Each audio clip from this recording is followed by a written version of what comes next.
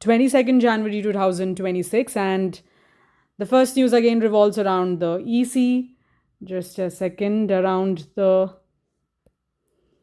Election Commission, the Supreme Court of India, and the SIR. And Supreme Court again mentioned that the exercise is not it is not unregulated. The EC has obviously the power to revise the electoral rules that they are doing, but it is not unregulated. Do you know that voting, it is not a fundamental right? You get voting rights from RPA 1950 and 51, right? It is not a constitutional right. But a universal adult franchise is, it's mentioned in the constitution. And free and fair elections is the basic structure of the constitution. So all these things have to be guaranteed by the Supreme Court, and therefore it is not unregulated if the EC is accountable for whatever deletions it is making. Next, coming to the Aravalis, obviously because of the mining concerns, it has been in news on and off, and there are different teams being set up to actually define Aravalis and to protect these very old mountain ranges, very, very important for the north of India. Then we have Governor of India. No, okay, fine. Freebies different from investing in. Okay, what is freebies? These are what short-term expenditure being made by the government to woo the voters. The main purpose is that. How do you distinguish between freebies and welfare? Now, obviously, before the elections, everybody making transfers to women, 2,000, 1,000, 10,000 rupees. Then we have free electricity. Then we have free bus travel. So all these are freebies. They don't bring long-term structural changes. They are just to woo the voters and to gain numbers in the election. So they are different from investing in welfare. And the Supreme Court there are so many PILs and all of that, the FIRs against these freebies. So they are talking about the distinction. Then we have Rajasthan clears demographic balance in disturbed areas. This has been adopted by different states as well. Disturbed areas are areas in which there can be different reason, religious or whatsoever. So in these areas, buying property will become difficult, okay, because they don't want to shift the demography of the place. And therefore, the demographic balance, to maintain it, disturbed area bill that has been cleared. And therefore, in these areas, buying properties or trying to live in that area would become difficult and challenging. And we have AMMK and this, after they were the same party, after the death of, I'm forgetting the name, that heroine, I mean, sorry for the word, I mean, was she Latika? I'm just forgetting the name. Anyway, after her death, this party split into the two, and obviously Tamil Nadu ahead of assembly elections. There are some assembly news. I'm skipping that. And we'll just move ahead. Bihar government to organize monthly camps to verify. This is a good news. Obviously, for the pensioners, it's very difficult to go and verify every time in the office or to do it digitally also, because they are not that tech savvy. Now, if the government will organize monthly camps and they can go and verify and issue life certificates, it will be a very good advantage for the pensioners, that they don't have to take this cumbersome task of going and showing themselves that, okay, I'm alive, and keep the pension on. Then we have the Editors Guild expresses concern over summons to, okay. Again, the press freedom is being talked about here. Kerala Minister apologizes for the polarization remark. Not getting into political news, we'll just move ahead. False marriage promise is not criminal if relationship fails. Usually we see so many news after the girls especially, they file cases that after first they, the boy promised to get married, and then he finally withdrew the consent and all of that. So it can be different reasons, you were consensual in the beginning, but later on you regretted your decision, and therefore to save the accused here, the government has come up with a right move that false marriage promises is not criminal if the relationship fails. So even men need protection. So I think it's in a good direction. Then we have CM promotes, what is CM doing in Davos? Davos is a town in Switzerland where the World Economic Forum, it holds its annual meeting, okay, usually in the month of January. And CM, what are they doing? All the CEOs of big companies and governments and all of them come together to enhance financial these deals and all. So the CM is here to promote Telangana, that we can become, and we need He presented the roadmap. Then we have next news: India mulls Trump Gaza. Okay, so we are still thinking over it that what we have to do. Trump Gaza board invite as Israel and UAE. India has always supported the two nation. Okay, it has always supported Israel also, Palestine also. So we have good relations with both the nations, and we have not taken sides. So if we go and join the Gaza board, but we can see Israel, UAE leaders are joining it. So we are still making our mind what should we do. But India has been a neutral country, and we have not taken sides. So let us see how it moves ahead. Supreme Court tells to frame policy on media briefing. Okay, so media briefing, what police comes and they prejudge the accused, and therefore media trials start happening. That is not what is supposed to be. You have to limit when you are talking to the media that is going to bring out the news to the public. You have to speak in a neutral stance. Okay, but until or unless proper trials and everything has taken place, the police cannot come and give their views. So it's a good thing that the Supreme Court is telling that frame policies on police media briefing. Then we have some news here and there. Let's move. Logical discrepancies in Bengal. SIR defies science. Obviously, there were certain discrepancies, as in the person biologically, what is not possible. A person is having like 20 kids. Then you have that the children, they are older than the parents. So all these discrepancies have been found, and therefore the EC is rightfully doing it. Obviously, we have setbacks for everything, but obviously we need the electoral roll to be revised, keeping in mind migration and deaths and duplications and all of that. So I think it's a move. The EC is informing this. Then some news of politics. Moving ahead, Dhaka declared non-family station. Okay, we know that political tensions are there in Bangladesh, and it is heading for elections, as I mentioned. So Dhaka has been declared non-family, means the diplomat's family will not be posted there, because we are suspecting that there can be chaos and protests and suppression and all of that. Therefore, then we have big AI spending. Just spending money does not guarantee geopolitical power. AI spending will not make you an AI hub. You need different things. I think there's an article dedicated to it. There we'll discuss about it. Citizen-centric healthcare delivery, that has been spoken about. Air Force plane, okay, fine. Study probes the vast gap between early prodigies and adult achievers. Actually, there should be a different.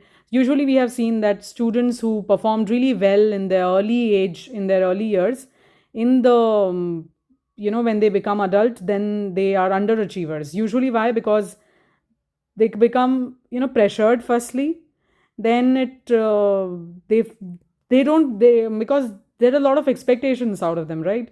And therefore they feel the pressure, and finally they plateau in the adulting phase. They don't try hands into different things. So usually you sell the backbenchers, they go and become world leaders and all of that. So this one is a good read, and so it is not telling that you should not be early prodigies, but it has been generally observed that people who were not early prodigies, they could experiment different things. They believed, they had no expectations, so they worked on themselves and they did really well in the future. So this is one nice finding. Then we have shrinking. We have deltas sinking. What is delta? Now, what is the reason? One important reason can be man-made dams. It is stopping the natural flow of sediment in these areas, and therefore if the deltas will sink because of groundwater extractions also and other climate change, whatever, these deltas, they are home to so many, the Ganga, Mahanadi, Godavari, Kaveri, all these deltas are very crucial for livelihood, and they are sinking due to these activities. So checks on these have to be made. Judicial removal, tough law with a loophole. So we know that the judges of the Supreme Court and the High Court can be removed only by impeachment. And in impeachment, what happens? It is initiated in the parliament, and then there is an investigation body that looks after it, and then it has to be passed by special majority. So it's very difficult to remove, and it is important also to guarantee that there's no political pressure on the judge. So it is very difficult to remove them. But there is a loophole. What is a loophole? That during the investigation, once the investigation starts, what happens that this judge whosoever is in the process of being impeached, they resign. So what happens here? The process comes to a halt. He gets the pension, the benefits, and also whatever he was allegedly doing, now that is not coming in the public eye. So he saves his image also. So this is a loophole and that has to be fixed. So the investigation should be carried out even after he resigns. So resignation does not mean that there has to be a full stop to his impeachment. So that is what has been talked here and very rightfully said. Lowering the age of juvenility for crimes is a step back. Obviously, they are saying that for juvenile, we know till the age of 18, if you have committed any crime, then you are treated as a juvenile. You will not be given adult punishments. But the main focus is on to improve you, rehabilitation. Now they are trying to reduce this age. If the purpose is what? Heinous crimes are being committed by children of this age, and people want to give them those those punishments also. So but that's not the answer, and there's an opinion on it why AI infrastructure matters a lot. We need the chips, the electricity, and the data centers, and power hungry data centers. All of that is needed. It is not just funding that you need. Then we come to Trump's Greenland quest unravels NATO and EU ties. The same news, not getting into. Should corruption charges? The same news again. Prior sanction that is needed to initiate prosecution against any public servant, and that is again in question because this issue has been transferred to a larger bench.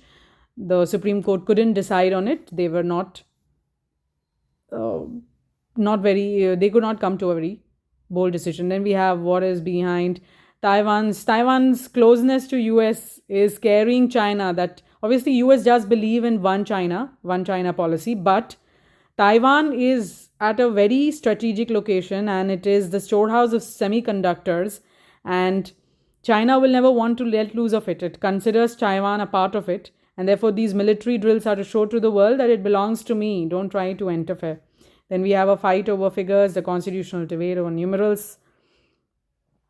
Not getting into geopolitical tensions, point to elevated risk and policy uncertainty, and the investors, they don't know where to go and invest. So these are the risks. And cabinet okays. Okay, SIDBI is what? This is a bank that supplies loans to MSMEs, right? So if this many crores are being infused in SIDBI, so loans will be made easily supplied to these MSMEs. That is the power. They are the driving force of economies such as ours, MSMEs, and therefore the SIDBI is government controlled, and the cabinet okays the infusion of rupees 5,000 crores, and we have rupee Singh 68 paise, and obviously again we have 91 rupees 91.7 per USD. It's persistent FBI outflow is happening. Weakening rupee leads to what? It leads to better exports and imports become costly, and the FPI is the outflow because of weakening. So FPI is the demand for rupees is decreasing and demand for dollar is increasing. So and coming again to this, raise focus on what are critical minerals? Cobalt, lithium, then the rare earth metals, and we need to focus on it because we are completely reliant on the outside world, and we know how turbulent they are, completely in doldrums. We never know what will happen outside. So we have to find out our own way. And the eternal founder, this was in news so many, Dipender Goyal, he steps down and he's saying that he needs to invest time in a different finding, and you know what he's trying to find. Not going to talk about it, but yes, he steps down and he has different works to do. So finally, then we have, yesterday I just went to a bank and I could see that they were all carrying a paper. Something was written on the paper, and they were all wearing this badge. What was it? This was it. No, they are demanding a 5-day work week, and if you have recently visited a bank, you must have seen that. So all India Bank, they are calling for a strike on the 27th of January. So don't go to the bank that day. And their demands are also justified. Then we have China can't make consumers buy, leans on services to drive economy. The Chinese are not spending money enough because of obviously uncertainties and to save for the unseen circumstances and all of that, and therefore it is trying to invest on tourism and all of that so that it can drive the economy. Japan may struggle to calm markets, tripped up by Prime Minister. Okay, tax reduction, there's a huge public debt that we know for Japan, and tax is the way through which the public debt is paid. But now that the Prime Minister is considering tax reduction, it can cause waves in the in the global market, because obviously Japan is an important economy for the world. Then we'll move geopolitical back for, okay, the tariffs and this and that is causing tensions. Trump calls for immediate talks on Greenland but rules out use of force. Very good. Please don't use force. Will not yield to pressure from, obviously, Starmer, the UK Prime Minister, is calling that we will not yield to pressure by the US. Then US vow, Iran vow, okay, fine, let's move. Venezuela still operating clandestine jails. Okay, it's the way same issue. As Trump covets Greenland, the Arctic island still holds hazardous. Obviously, during the World War One and Two, we remember that these bases were set up by the US, and because they thought that the ice is never going to melt, they left these, nuclear charged bases there. And now, after the melting of ice, these nuclear wastes will come into water. Now, what is going to happen? God only knows, but the Arctic island, because of its melting, these hazardous wastes are also going to become a part of the international water system. Then Trump threats again, Danish veterans of, okay, fine. Let's move. Next, we see the first match between T20 match between New Zealand and India, and Abhishek Sharma. He showed his talent very well, and India won the first match. Let's wait and see what happens in the rest. And we have some news here and there about the Ranji Trophy and the Champions League. The Arsenal coach won it. Okay. So if you are into football, you can go through it. Then it's about hockey. It can be a good training ground for World Cup. The hockey is what is being played. So I think that's it for today. Thank you so much.